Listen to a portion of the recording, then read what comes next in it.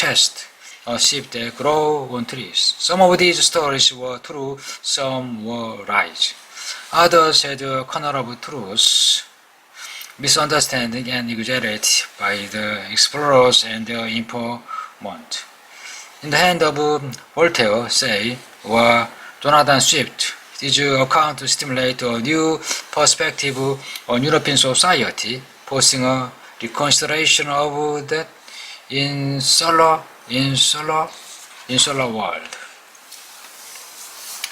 Modern voyages also return traveler's tales of a world scattered like a crystal sphere. A group where the ground is covered pole to pole with what looks like a network of cobwebs. Tiny moons shaped like potatoes, a world hidden underground ocean, a land that smells of rotten eggs and looks like a pizza pie. It likes molten sulfur and volcanic eruption, ejecting smoke directly into a space. A planet called Jupiter that drops their own, so large than 1,000 Earths would fit within it.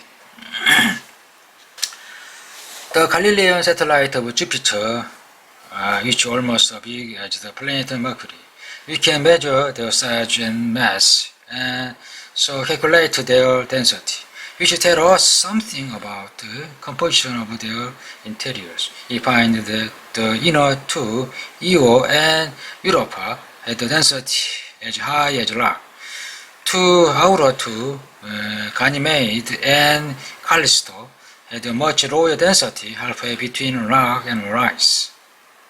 But the mixture of ice and rocks within these outer moons must contain, so the rock on Earth, trace of radioactive minerals which heat their surroundings. This is no effective way for this heat accumulate over millions of years to reach the surface and be lost to space. And the radioactivity inside Ganymede and Callisto must therefore melt their icy interiors. We anticipate underground ocean of slush and water in these moons. A hint. Before you have ever seen the surface of the Galilean satellite closure, and they may be very different one from another.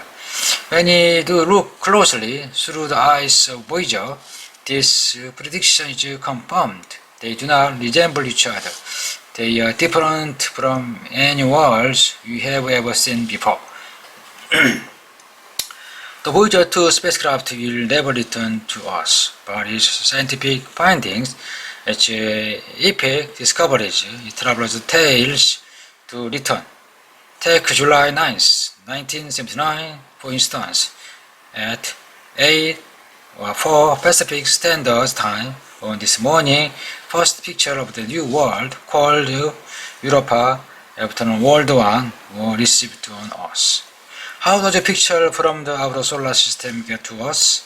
Sunshine shines on Europa on its orbit around Jupiter, and it's reflected back to space, where some of it struck the phosphorus of the Voyager television camera generation image. The image is read by the Voyager computer, radioed back across the immense intervening distance, 500 million kilometers, to a radio telescope, a ground station on the Earth.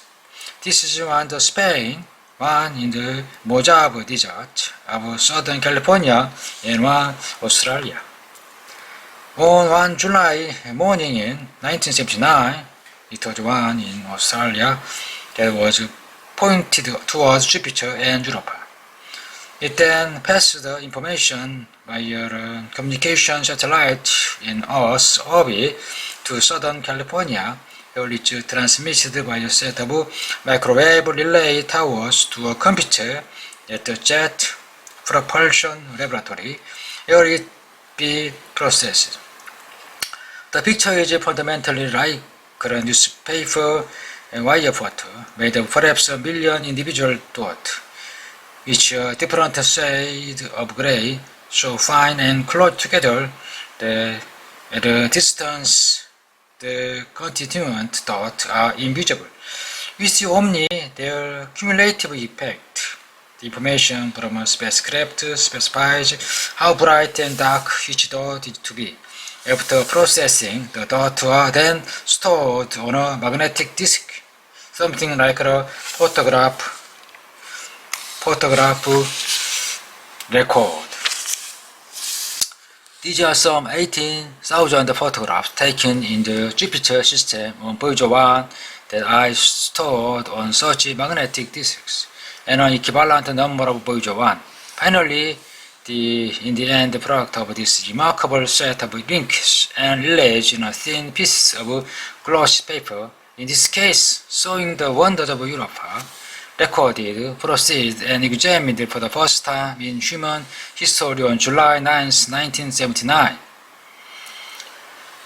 What is shown on such pictures was absolutely astonishing. Voyager 1 obtained excellent imagery of the other three Galilean satellites of Jupiter, but not Europa. It was left for Voyager 2 to acquire the first closer pictures of Europa, where you see things that they only a few kilometers across. The first glance, the place looks like nothing so much as the canal network and possible royal image to Earth on Mars, and that we now know from space vehicle exploration does not exist at all. We see on Europa amazing intricate network of intersecting straight and curved lines. Are they ridges? That's ridge. Are they slow? That is depressed. How are they made? Are they part of a global tectonic system, produced perhaps by fracturing of an expanding or contracting plane? Are they connected with plate tectonic on the Earth? What right do they set on the other satellite of the Jovian system? At the moment of discovery, the invented technology has produced something astonishing, but it remained for another device, the human brain, to figure it out. Europa turned out to be as smooth as a billiard ball, described the network of lineation. The absence of impact craters may be due to the heating or flow of the surface ice upon impact. The liner grooves or cracks, their origin still being debated long after the mission. If the Voyager's mission were amended, the captain would keep a ship's log, and the log, the combination of the event of Voyagers 1 and 2, might read something like this. Day 1.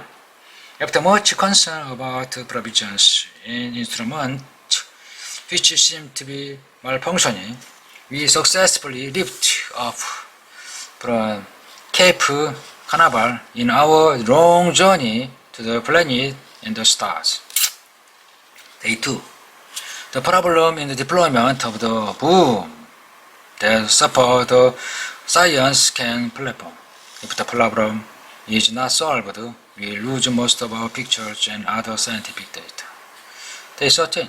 We have looked back and taken the first photograph ever obtained of the Earth and Moon as whirled together in space. A pretty pair. Day 150. Engine fired normally for a mid-course trajectory correction. Day 170. Routine housekeeping functions. An uneventful few months. Day 185. Successful calibration images taken of Jupiter. Day 207. Boom problem solved, but failure of main radio transmitter. We have moved to backup transmitter. If it fails, no one of us will ever hear from us again. Day 215. We crossed the orbit Mars. The plane itself is on the other side of the Sun. Day 295. We went to the asteroid belt. There are many large tumbling boulders here. the shower and leap of space. Most of them are uncharted. Look out posted. We hope to avoid the collision. Day 475. We safely emerge from a main asteroid belt, happy to have survived. Day 570.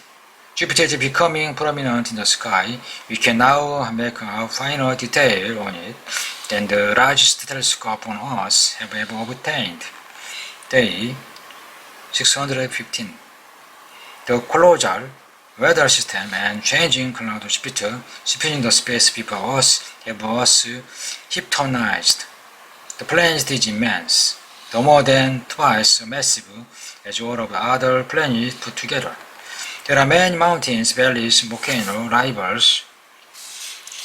There are no mountains, valleys, volcanoes, rivals, no boundaries between land and air, just a vast ocean of dense gas and floating clouds.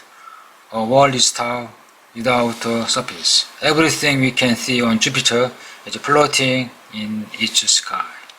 630. The weather of Jupiter continues to be spectacular. This pendulous world spins on its axis in less than 10 hours. Its atomic motions are driven by the rapid radiation, by sunlight, and by the heat bubbling and welling up from its interior. Day 640. The cloud patterns are distinctive and gorgeous. They remain us a read of Van Gogh's Starry Night, or works by William Blake or Edward Munch. But Omnia Little, no artist ever painted like this, because none of them ever left our planet. No painter trapped on Earth ever imagined a world so strange and lovely. He observed the multicolored belt and the band of the Jupiter closer, the white band and thought to be high cloud, probably ammonia crystal. The brownish colored belt, deeper and hotter place where the atmosphere is sinking. The blue places are apparently deep holes in the overladen cloud through which we see clear sky. We do not know the reason for the reddish-brown color of Jupiter. Perhaps it's due to the chemistry of phosphorus and sulfur. Perhaps it's due to complex brightly colored organic molecules produced when ultraviolet light from the sun breaks down the methane, ammonia, and water in the Jovian atmosphere, and the molecular fragment recombination. In that case, the color of Jupiter speaks to us the chemical event that 4 billion years ago back on Earth led to the origin of